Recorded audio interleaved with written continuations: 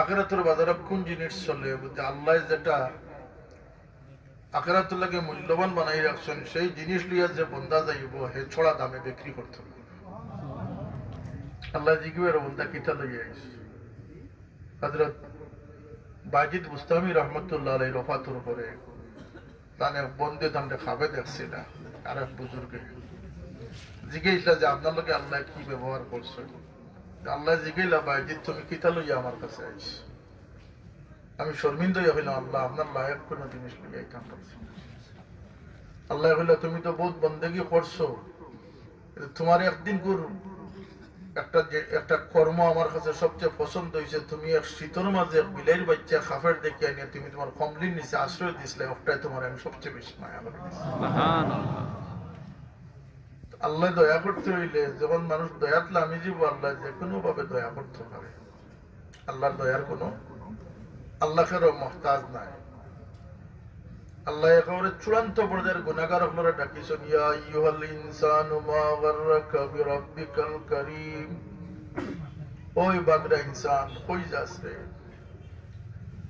কোন জিনিসে তোরে আশ্রয় দিব, আমার তো কোন জিনিসে তোরে লুকাইয়া রাখছে ডুবাইয়া রাখছে, আমার কাছে ফিরতে দেখ, আমার থেকে বড় আপন তোর আর কেউ নাই। সুবহানাল্লাহ, আমি তো লেখ করিম বনিয়া বলতেছি।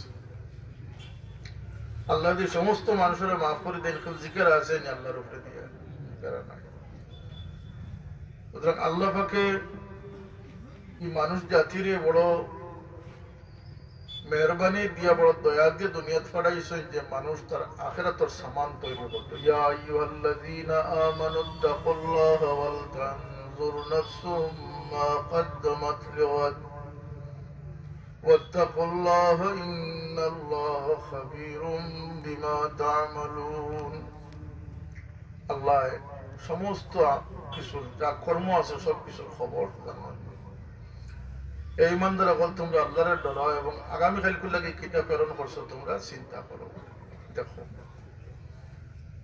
আপনি যে বাড়িতে গিয়ে বইয়া খাইতা বিদেশ থাকতে আপনার চিন্তা করা লাগবে যে আমি দেশে কত টাকা পাঠাইছি, কথা জান না জানায় ও ওঠে কেন বলতে হিনো যাওয়ার পরে আল্লাহ ঘোষণা করবা, কুলু ওয়াশরাবু হানিআম বিমা আসলাফতুম ফিল আইয়ামিল খালিয়া। বন্দারে খাও পান করো লক্ষ কোটি বছর, আর পয়সা দিয়ে লোয়া লাগতো না। দুনিয়ার যে খামাইয়া ইসলামের বদলাও না খাইতে থাকো পান করতে। এলাকে দুনিয়ার নাম হইল মাজরাতুল আখিরা, আখিরাতুর বিসরা, আখিরাতুর বাগান।